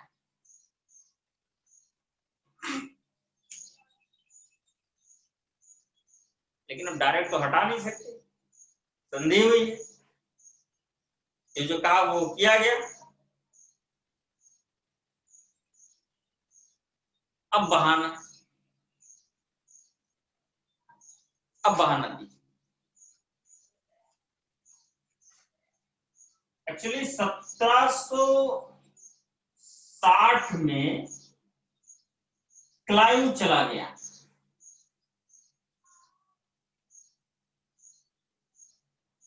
क्लाइव चला गया इंग्लैंड, गवर्नर था बंगाल का, पहला गवर्नर क्लाइव 1757 में बनाया गया था। 1757 में रॉबर्ट क्लाइव को बंगाल का पहला गवर्नर अपॉइंट किया गया था। तो ये गवर्नर था। 1760 में इसको इंग्लैंड जाना पड़ा, ये चला गया। इसके स्थान पर हॉलवेल को अस्थायी गवर्नर बनाया गया। इसके स्थान पर हॉलवेल को अस्थायी, अब हॉलवेल ने क्या किया, अस्थायी गवर्नर बना। हॉलवेल ने मीर जाफर पर आरोप लगाया, लिखते रहिएगा, मीर जाफर पर आरोप लगाया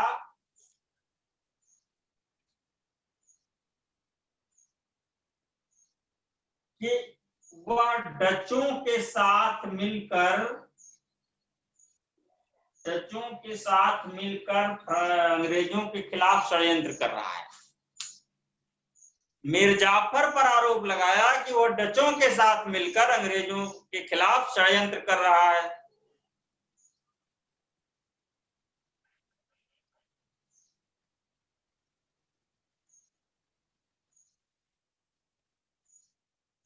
ठीक है। हॉलवेल के बाद बेनस्टार्ट को अस्थायी गवर्नर बनाया गया।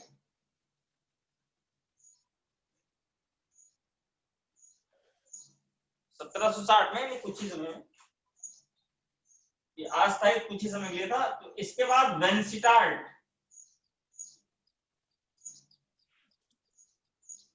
को अस्थायी गवर्नर बनाया गया।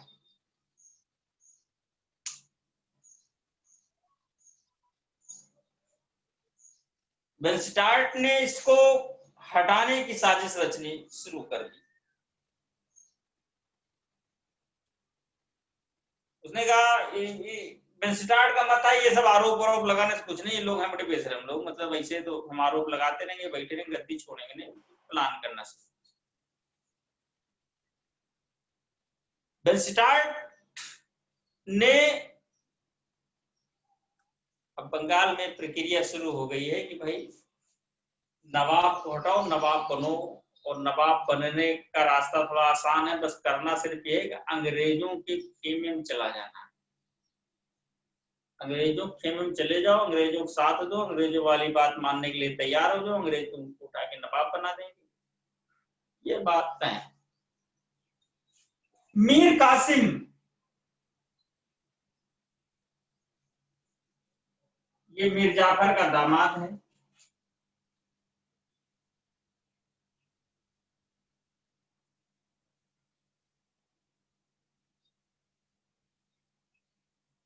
मीर कासिम से वेल्सिटार्ट ने एक समझौता किया 1760 में। समझौते का पहला बिंदु यह है कि मीर कासिम को नवाब बना दिया जाएगा। यही मेन में इसने कहा देखो पहले लाइन पे लिखो हमको नवाब बना जाएगा मिर्जापुर हटा, आगे की बात बाद में करना।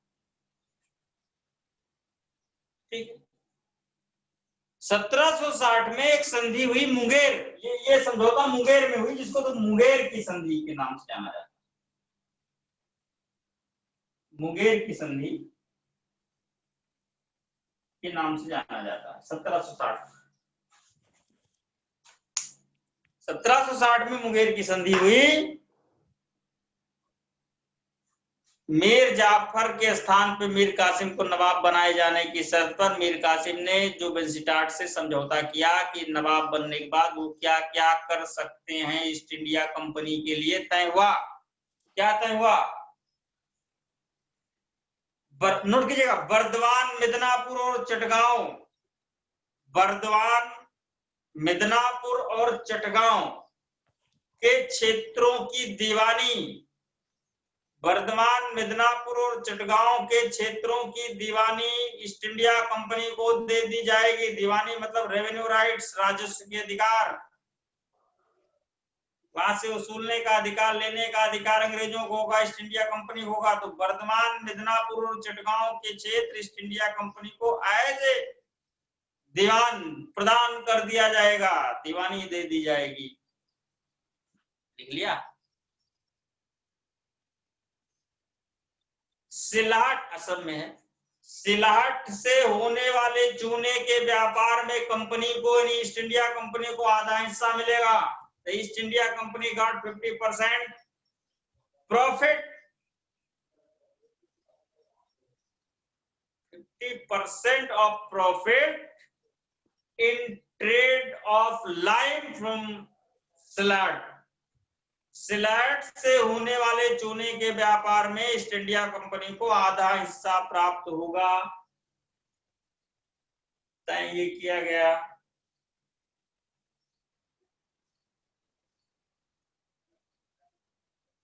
इसके अलावा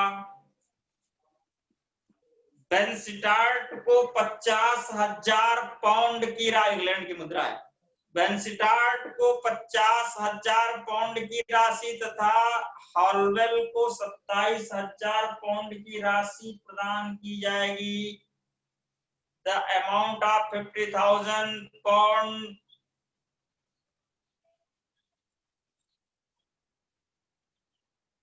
will be given to Vansittart and 27,000 amount of 20,000 pound will be given to Harwell. Harwell को 27,000 पाउंड की राशि और वेल्सिटार्ट को 50,000 पाउंड की राशि प्रदान की जाएगी। भैया बात तय, ये तय होगी। अब मीर जाफर से कहा इसने कि ऐसा करो कुछ पेंशन वंशन लो, जा करके अपना गद्दी छोड़ो कहीं पे। 15,000 रुपए मासिक पेंशन मीर जाफर को दे दिया गया। कहा गया जा कलकत्ते में रहो इसको।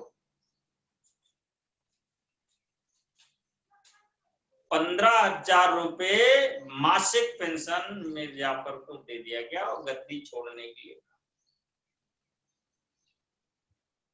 अगला नवाब मीर कासिम।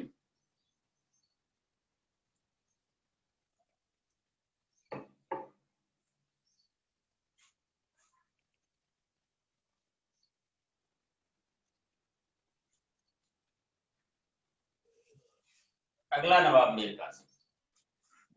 यार बड़ी समस्या ये है, टाइम यार बहुत लग जाता है और काम होता नहीं।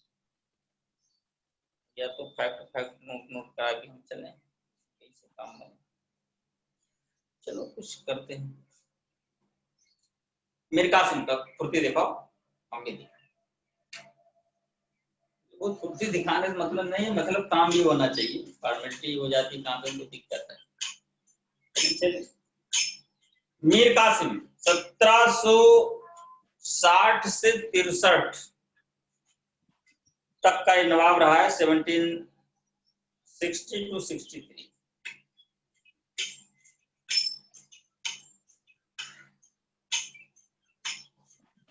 कहा जाता है कि अलीवर्दी खां के बाद दूसरा सबसे योग्य नवाब ये था बंगाल। अलीवर्दी खां के बाद दूसरा सबसे योग्य नवाब बंगाल का कहा जाता है। अब प्रूव करने नहीं जा रहे हैं क्यों कहा जाता है, कहना हो कहे, अच्छा किया होगा। इसने सबसे पहले अपनी राजधानी मुर्शिदाबाद से मुंगेर ट्रांसफर कर ली। He transferred his capital from Murshidabad to Munger. He transferred his capital from Murshidabad to Munger. Murshidabad से मुंगेर अपनी राजधानी ट्रांसफर कर ली। क्यों? कारण लिखना जरूरी है, इसलिए कारण पूछा जा सकता है। क्योंकि अनावश्यक रूप से अंग्रेजों के दबाव से मुर्शिदाबाद में यह बचना चाहता। अब वहीं सर पे अंग्रेज, वहीं राजधानी इसकी, तो बिल्कुल दबाव डाले थे। हाँ, तो मिर्जाफर को जिस प्रकार से परेशान किया था, पैसे की अनुचित मांग, अंग्रेजों के अनावश्यक दबाव से मुर्शिदाबाद में बचने के लिए इसने यह काम किया, नहीं कि राजधानी ट्रांसफर। इसके बाद बंगाल की आर्थिक दशा और सैनिक शक्ति को सुधारने के लिए इसने कई काम, तो बंगाल का उद्धार करने का काम किया इसने। जैसे इसने एक नया कर आबवाब या ऊपरी कर लगाया, इसने एक नया कर आबवाब या ऊपरी कर लगाया, जो 3/32 भाग, 3/32 भाग अतिरिक्त, मतलब जो कर वसूले जा रहे थे उसके ऊपर प्रत्येक कर की मात्रा का 3/32 भाग बढ़ा दिया, ऊपर ही कर लिया। ये कौन सा कमाल कर दिया, बढ़ा के ले लेना। ये सुधार उसको कहते हैं जब प्रोडक्शन में, उत्पादन में सुधार, कर की मात्रा बढ़ा देना। इसने एक नया कर खिजरी जमा वसूला। ये अधिकारियों के नाम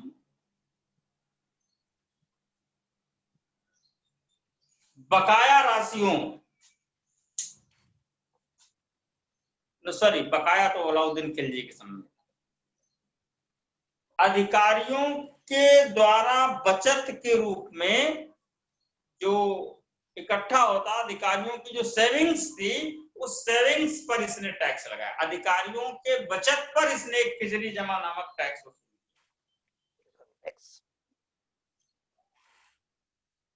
अधिकारियों की बचत पर इसने एक खिजरी जमा नामक टैक्स,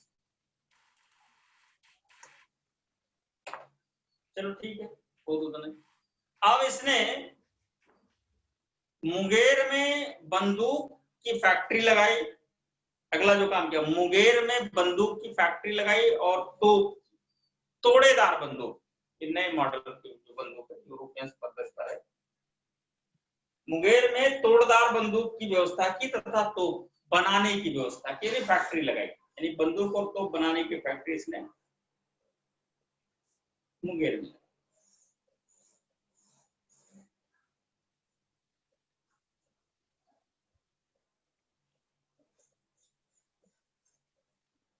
मतलब सैनिक शक्ति को मजबूत करने का काम किया। और सबसे बड़ा काम किया इसने अंग्रेजों से पंगा लेने का। हालांकि जितना काम किया, इस सब से अंग्रेज चिढ़ने लगे थे, लेकिन एकदम तो प्लासी के बाद तो दस्तकों का दुरुपयोग बहुत ज्यादा होने लगा था। प्लासी में जब अंग्रेज जीते तो दस्तकों का दुरुपयोग बंद करने के लिए, दस्तकों का मतलब दस्तकों का दुरुपयोग यानी मिसयूज रोकने के लिए मीर कासिम ने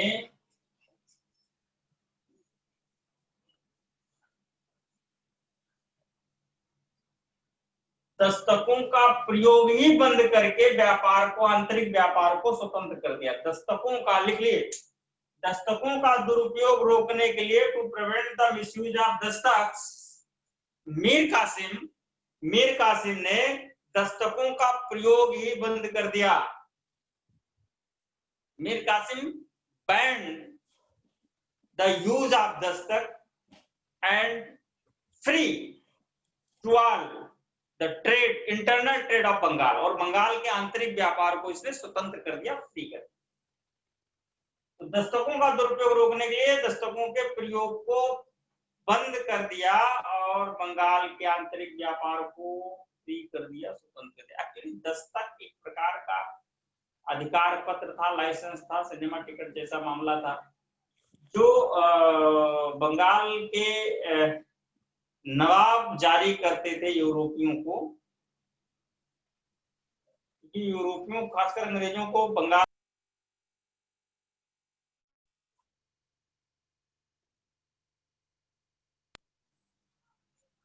बंगाल के व्यापारियों को, अंग्रेजों को बंगाल में व्यापार करने की पूरी तरीके से छूट मिली हुई थी।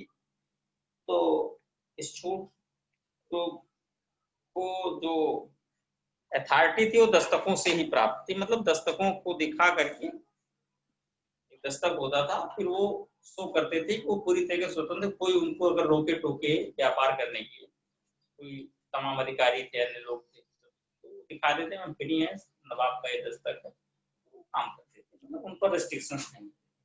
अब वो करते क्या थे कि इन दस्तकों को उन व्यापारियों को, जो खास करके इंडियंस थे, अदर्स जो भी थे, जो पूरी तरीके से रिस्ट्रिक्टेड थे, जिनको व्यापार के लिए अलाउ नहीं किया गया था, अंग्रेज लोग करते क्या थे, उन दस्तकों को उनको दे देते थे पैसा लेकर के।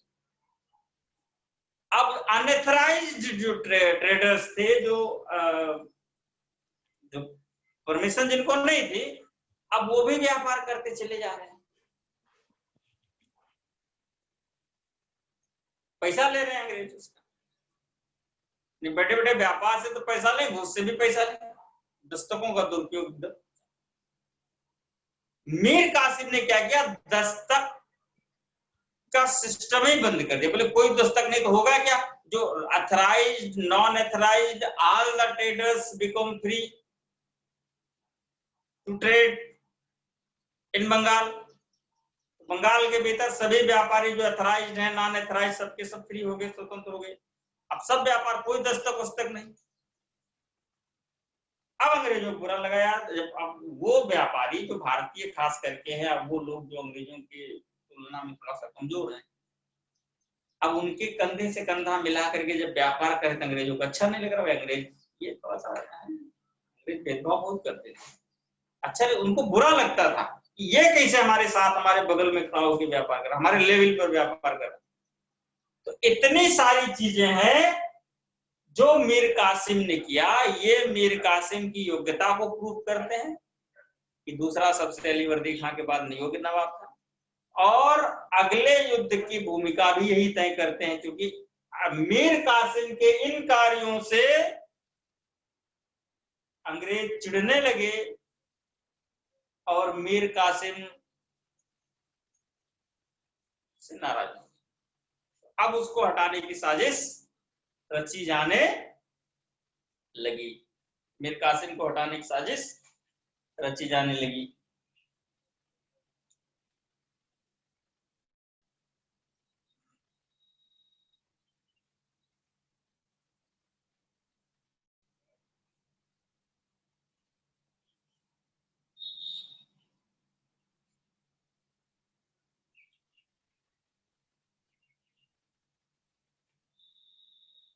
एक बिहार के नायब सूबेदार थे राम नारायण।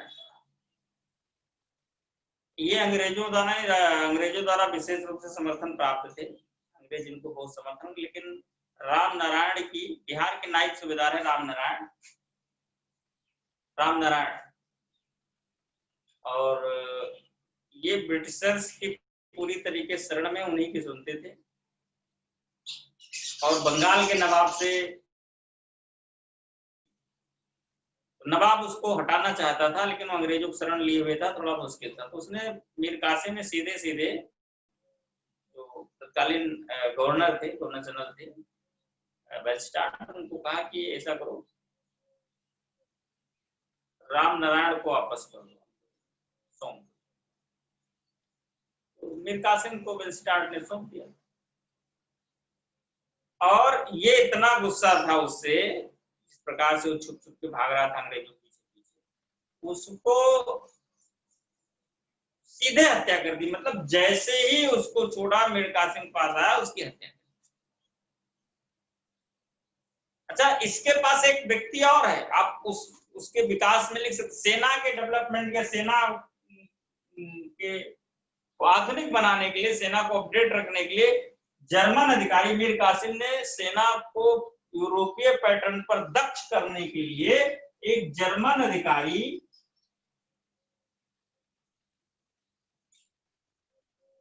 वाल्टर लीनहॉक की नियुक्ति की। जर्मन अधिकारी है और यूरोपीय पैटर्न पर अपनी सेना को दक्ष करने के लिए, ट्रेन करने के लिए इसकी नियुक्ति वाल्टर लीनहॉक, जिसको समरू के नाम से जाना जाता है। इतिहास में इसको समरू के नाम से जाना जाता है, भारतीय नाम ये समरू, लड़ाकू बहुत था, इसको समरू के नाम से जाना जाता है। तो अब ये भी एक बड़ा कारण था अंग्रेजों के रिस्ट होने का।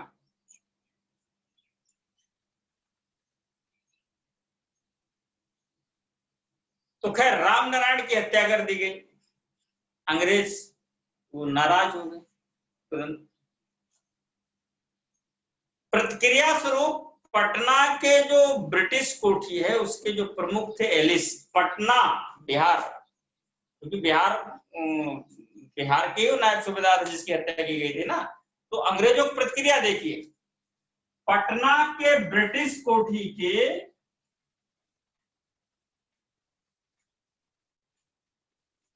प्रमुख, इनका नाम था एलिस, इन्होंने पटना पर आक्रमण करके कब्जे में ले लिया। इन्होंने पटना पर आक्रमण कर दिया,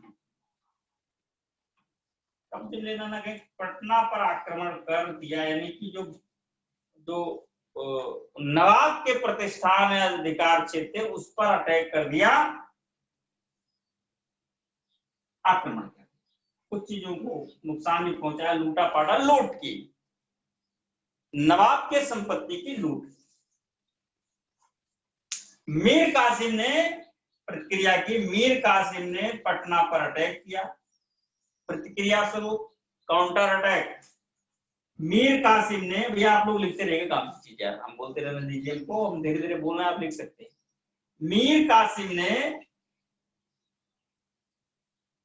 एलिस के द्वारा किए गए इस कृत्य के प्रतिक्रिया स्वरूप पटना पर आक्रमण किया, एलिस सहित कई अंग्रेजों को पकड़ लिया, एलिस सहित कई अंग्रेजों को पकड़ लिया, यानी गिरफ्तार कर लिया। गिरफ्तार करके ले आए तो समरू से सलाह ली गई, भाई इनका क्या किया जाए।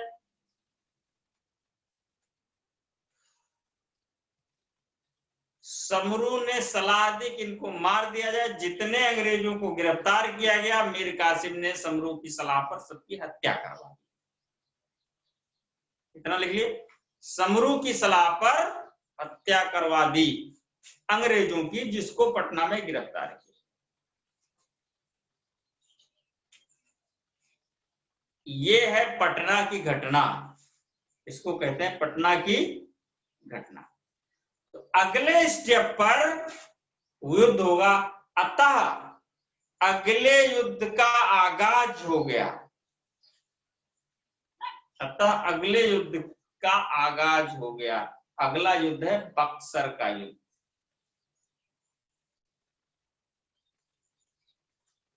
हेडिंग डालिए बक्सर का युद्ध।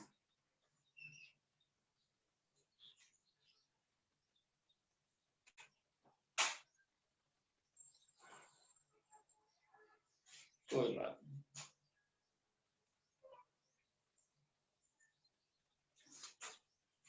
22 अक्टूबर 1764।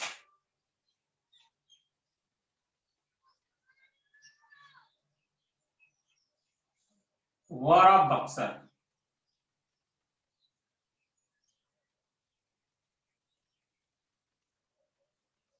बाईस अक्टूबर 1764 बक्सर का युद्ध। कारण तत्कालिक कारण पटना की घटना, इवेंट ऑफ पटना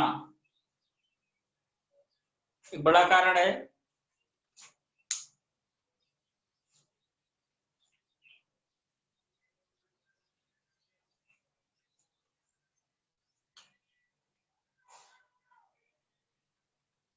तो नोट कर सकते हैं कि पटना की घटना के बाद मीर कासिम को नवाब के पद से हटाकर मीर जाफर को पुनः नवाब बना दिया गया। मीर कासिम को नवाब के पद से हटाकर मीर जाफर को पुनः नवाब बना दिया गया। मीर जाफर बिकम अगेन नवाब of Bengal at the place of Mir Qasim.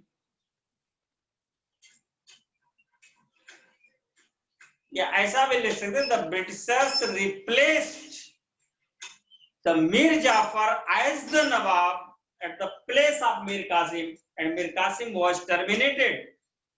तो मीर कासिम को टर्मिनेट कर दिया गया, बर्खास्त किया गया, हटा दिया गया और मीर जाफर को दोबारा नवाब बना दिया गया। तो बक्सर के युद्ध के समय नवाब कौन है? अवध का, सॉरी बंगाल का नवाब है मीर जाफर। अगले नवाब ये भी होंगे मीर कासिम के बाद पुनः मीर जाफर। मीर जाफर 1763 से लेकर के 1765 बक्सर के युद्ध के समय यही नवाब थे।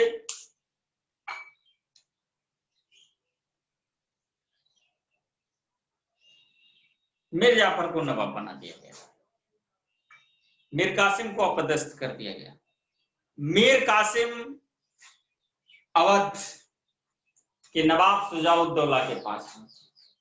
मीर कासिम कहां गए? अवध के नवाब शुजाउद्दौला के पास। इस समय शाह आलम द्वितीय जो मुगल सम्राट थे वो भी इलाहाबाद में रह रहे थे शुजाउद्दौला के यहाँ ही। इस समय मुगल सम्राट शाह आलम द्वितीय भी शुजाउद्दौला के यहाँ रह रहे थे।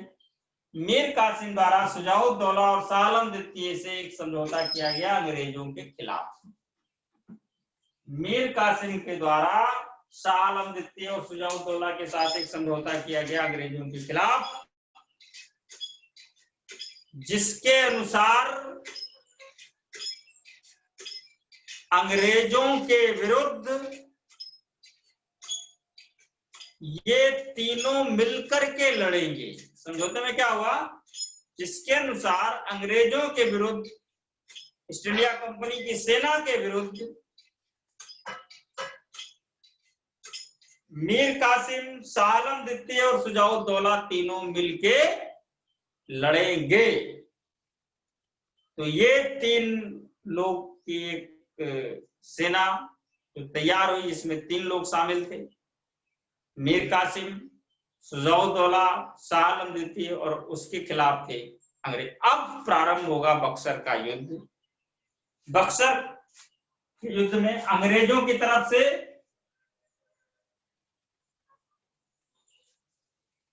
मुनरो, अंग्रेजों की तरफ से मुनरो ने सेना की कमान संभाली।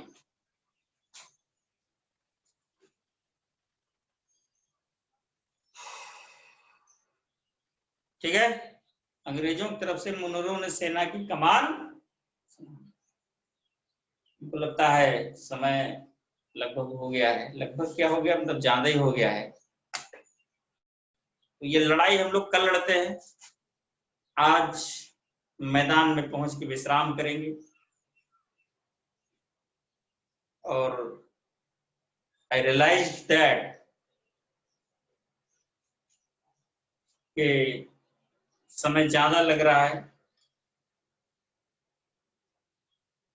लेकिन आश्वस्तिकरण भी है कि हम लोग, हमको लग रहा है भाई, देखो हमको अच्छा हो रहा बुरा हो रहा खुद पता चला, हमको लग रहा था आपको भी लगेगा, फीलिंग अपने आप आती है। हम लोग अच्छा पढ़ ले रहे हैं, एक बार पढ़ लिए ढंग से, तो मेरा ये मतलब नहीं कि हम लोग लंबा ऐसे 6 महीने तक पढ़ते रहेंगे, टाइम का पूरा ध्यान रखा जाएगा। लेकिन कुछ मैटर ऐसे हैं जिसमें समय लग से, प्लासी बक्सर, ये 2 युद्ध ऐसे हैं जो टर्निंग है। वो आधुनिक भारत के इतिहास में इन दोनों युद्धों ने ही आधुनिक भारत के इतिहास की एक्चुअली शुरुआत की है। ये टर्निंग है इस इतिहास के लिए, ये मोड़ है इस इतिहास के लिए। थोड़ा समय लग रहा है, तो हम दे भी रहे हैं इस युद्ध को। कल पूरा जैसे बक्सर पूरा होता है वैसे बहुत आसानी के साथ चीजों को हम लोग पढ़ के जल्दी खत्म करेंगे। समय का ध्यान रखा जाएगा, बट यार ठीक से पढ़ने ज्यादा से, ऐसा मेरा मानना है। बाकी अगर किसी को खास आपत्ति हो, ज्यादा समय लग रहा है, इतना लंबा कैसे, तो ये तो आप शिकायत कर सकते हैं। अगर मेरी सूचना आएगी तो मैं इसको मैनेज करूंगा, अगर ऐसा किसी को लग रहा हो तो। ठीक है, तो आप प्रसन्नता पूर्वक शिकायत कर सकते हो, मैं प्रसन्नता पूर्वक उस शिकायत को एक्सेप्ट कर लूंगा, मतलब कोई इसमें इधर की बात नहीं है, और मैं उसको मैनेज। ठीक है, आज की क्लास यही समाप्त होती है, कल फिर मिलेंगे अपने समय के अनुसार। तब तक के लिए देखते रहिए ऐसे तमाम वीडियोस, पढ़ते रहिए किताब उताब लेकर के। धन्यवाद।